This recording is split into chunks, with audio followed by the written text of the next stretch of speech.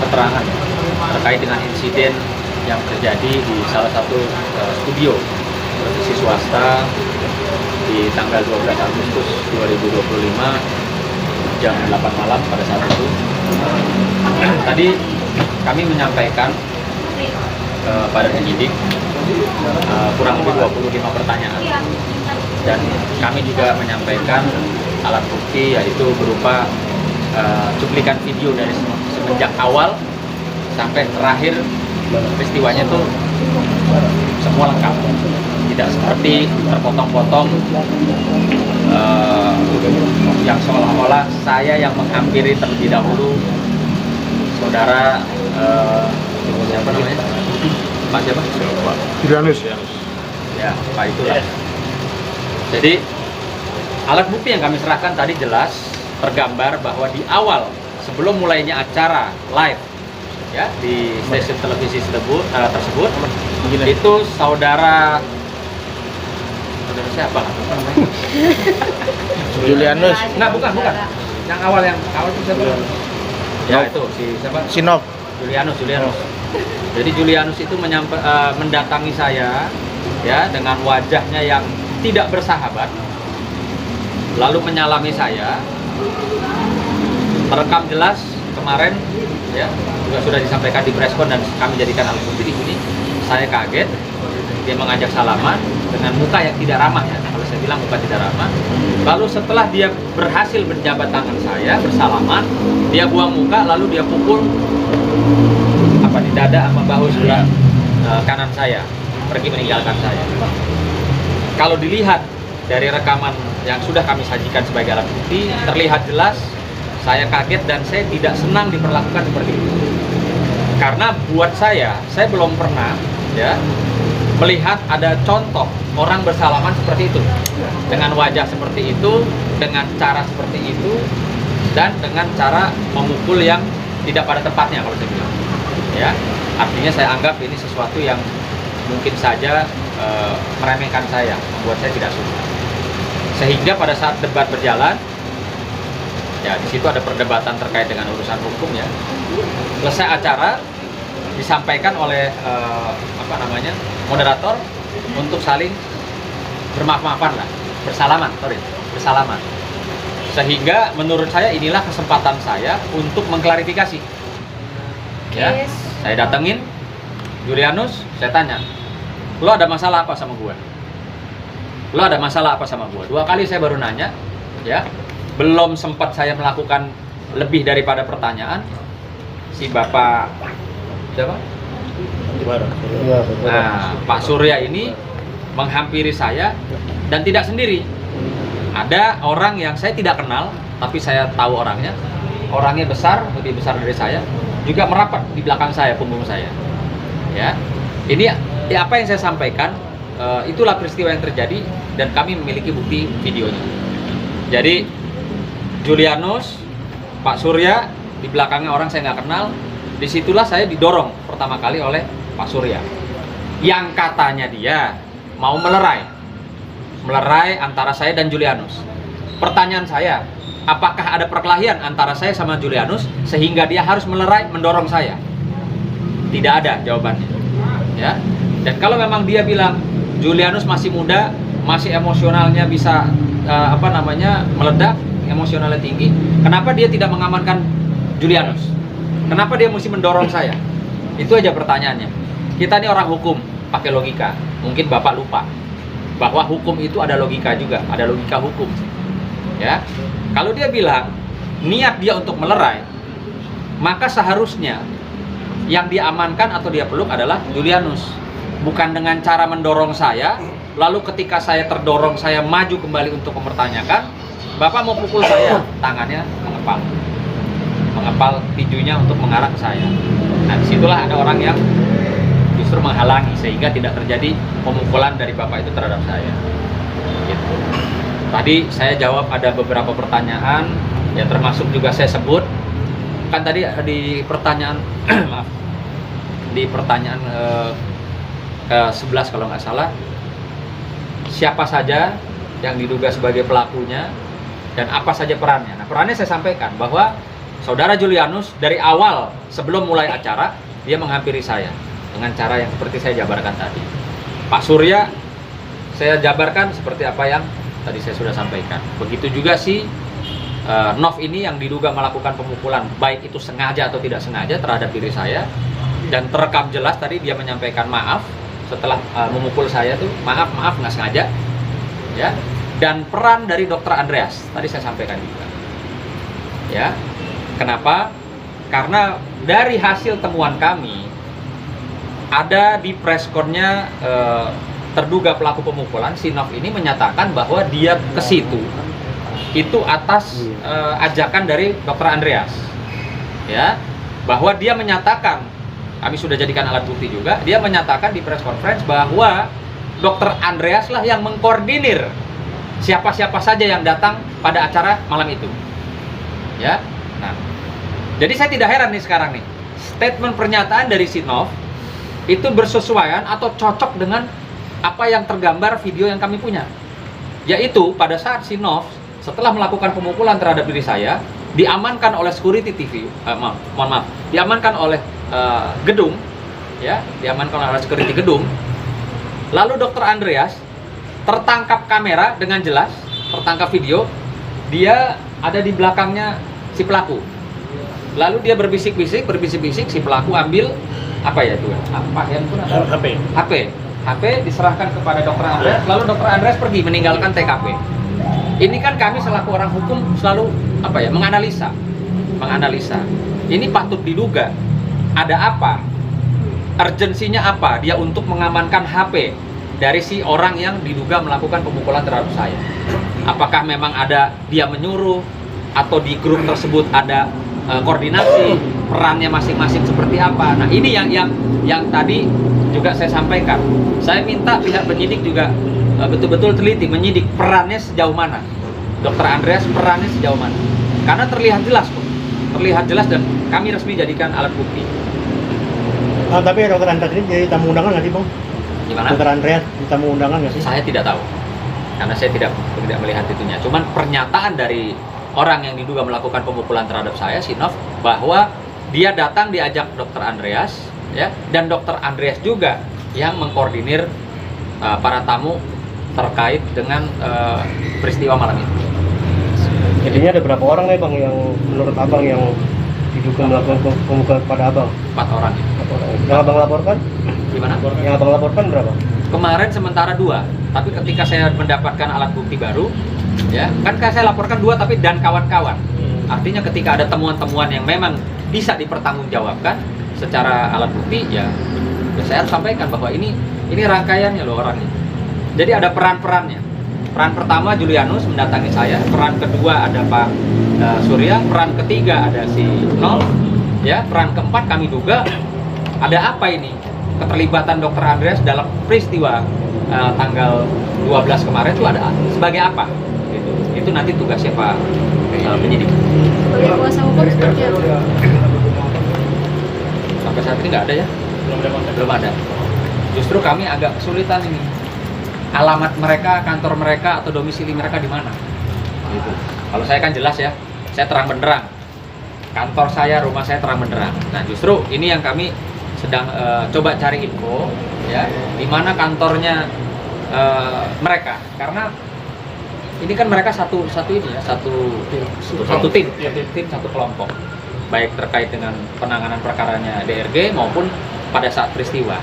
Nah, perlu diketahui bahwa kenapa saya hanya menyatakan 4 orang? Karena memang 4 orang ini yang punya peran dalam peristiwa tersebut yang apa saya alami terhadap diri saya. Ada juga kan teman-temannya dia, gitu loh. Tapi mereka tidak melakukan apa-apa, sehingga tidak perlu saya sebut, tidak perlu saya bawa-bawa. Kita orang yang istilahnya kita orang hukum, ya. Kita bicara dan kita harus bisa buktikan, gitu. Nah, menjawab juga pernyataan dari pihak mereka yang saudara Nov bilang bahwa Sunan memukul dia 3 kali, ya. Ingat, Anda harus buktikan ya, 3 kali loh ya. Bagaimana bisa 3 kali? Saya ini kalau pukul orang sekali aja masih jatuh. Jadi kalau 3 kali, bisa dibayangkan mukanya seperti apa. Dan pada saat saya pukul 3 kali, selesai dari studio, kita sama-sama preskon kok sama teman-teman wartawan. Saya bilang, ini yang pukul saya nih. Ada nggak terlihat robek, babak belur, kacamata rusak, pecah? Nggak ada. Jadi hak kalian untuk melaporkan, tapi kalian ingat, ya jangan merekayasa atau membangun cerita yang tidak benar, karena ada pertanggungjawaban. Oke, Bang. Di dalam laporan situ apakah ada juga nama Fitri Sahuler, mengingat dia juga ada di acara itu juga? Nah, itu yang tadi saya bilang, kan ada beberapa orang, tapi selama dia tidak menyentuh fisik atau memang terlihat melakukan penyerangan, ya saya tidak sebut. Gitu. Buat apa bawa-bawa orang yang memang dia tidak melakukan apa-apa? Bang, untuk orang yang abang pukul 3 kali itu kan gimana bang, udah nulis surat di dalamnya itu jelasin bang, dia nulis surat apa, kan katanya kabar dia kan dari situ kalau udah ditulis masalah selesai bang, tapi ini akan abang laporin lagi kan? Ini perlu saya garis bawahi, ya, khusus untuk si saudara Nov. Jadi setelah saya duga dia melakukan pemukulan terhadap saya, baik sengaja atau tidak sengaja, dia langsung menyampaikan, kami memiliki alat bukti dan kami sudah sampaikan, dia menyampaikan maaf tidak sengaja.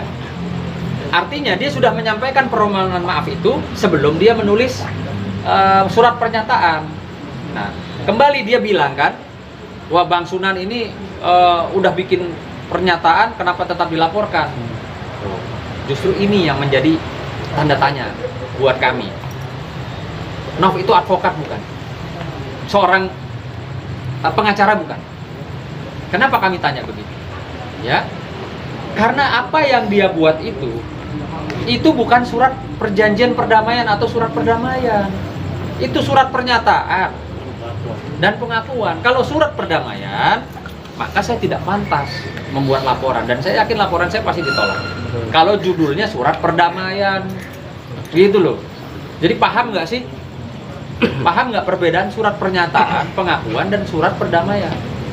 Kalau surat perdamaian dia buat, perdamaian itu artinya dia tanda tangan, saya lapor polisi, saya namanya bego, gitu. Tapi bang, klarifikasi aja bang, kata dia kan kalau abang udah nulis, berarti masalah clear. Bener gak tuh bang? Ada ucapan seperti itu bang? Gimana? Ya. Dia kan minta maaf tadinya. Maaf saya bilang, enak aja kamu pukul saya terus kamu minta maaf. Nggak bisa kayak begitu, saya bilang. Anda kan orang hukum, Anda ngerti kan, saya bilang. Harus bagaimana? Toh saya juga nggak minta ganti rugi, tapi harus bagaimana? Saya bilang, tunjukkan itikat baik. Gitu loh. Jadi kalau dia bilang ada intimidasi, ada tekanan, dipaksa, dikeroyok, nanti ya kita buktikan aja ya. Kita buktikan aja. Pasal dan jeratan hukumnya bang mungkin. Pasalnya apa sih bang yang yang diterapkan? Teman-teman semua, saya dengan Bu Maki selaku PH-nya Bang Sunan, pertama-tama bahwa hari ini sudah selesai sebagai korban memberikan keterangan secara resmi. Tadi ada 25 pertanyaan. Pasal yang disangkakan itu pasalnya adalah 170, 335 dan juga pasal 351. Rangkaian ceritanya tadi sangat lengkap dijelaskan oleh korban, Bang Sunan, dan juga dibuktikan dengan CCTV, dengan rekaman dan lain sebagainya. Artinya kami yakin bahwa unsurnya terpenuhi, ya. Sehingga kalau ada di luar menyatakan bahwa ini hanya akal-akalan, ini hoax dan lain sebagainya, itu silahkan saja. Tapi pada prinsipnya bahwa kami sudah melapor, artinya serius. Artinya memang penegakan hukum itu yang harus kami lihat dan harus kami dapat keadilan. Karena Bang Sunan saat ini kan sebagai korban. Jadi kami harap supaya proses ini juga berjalan dengan baik, dan dua saksi juga hari ini, salah satu saksi juga sudah diperiksa. Mbak Ima Waroka sudah diperiksa sebagai saksi karena waktu itu di area TKP dia melihat, dia benar-benar juga dia juga memvideokan dan lain sebagainya, sehingga memang kategori sebagai saksi itu terpenuhi. Dan yang kedua saksinya adalah Mbak Birti Kumalasari, tapi hari ini dia kurang sehat, jadi mungkin 1 hari lagi itu supaya melengkapi alat bukti ya, alat bukti sebagai saksi. Kalau untuk alat bukti petunjuk itu sudah kita serahkan ke penyidik, tadi sudah serahkan secara resmi. Salah satu itu adalah flash disk yang memang di dalamnya ada rangkaian peristiwa dalam rekaman, ya itu. Oke bang, ini kan juga pihak sebelah juga melapor juga bersama abang, juga melapor, pihak sebelah saling lapor nih bang, mungkin seperti apa? Ya kalau menurut saya sebagai warga negara, siapapun yang melapor kalau merasa dia sebagai korban tidak ada masalah, selama dia bisa buktikan, kan begitu saja. Dan kita dengar sendiri bahwa mereka menyatakan ada pemukulan berkali-kali atau 3 kali dilakukan oleh Bang Sunan. Ini kalau menurut saya itu ya silakan saja mau ngomong apa, tapi harus dibuktikan. Kami serius itu loh. Jadi jangan sampai nanti menebar fitnah, apalagi beliau ini Bang Sunan juga sebagai seorang public figure ya. Jangan sampai menyampaikan sesuatu yang tidak sesuai dengan fakta. Dia kan juga pengacara, artinya harus berbicara sesuai dengan fakta. Mana pemukulannya, kapan itu loh. Justru sebaliknya, intimidasi itu dari awal sebenarnya. Kita melihat cerita dari awal. Mungkin waktu itu banyak yang tidak melihat dari sisi awal pertama itu. Iya. Provokasinya dari awal. Dari Julianus ya? Rekan Julianus itu dari awal sudah provokasi. Harusnya kalau orang berjabat tangan kan tidak saling kenal.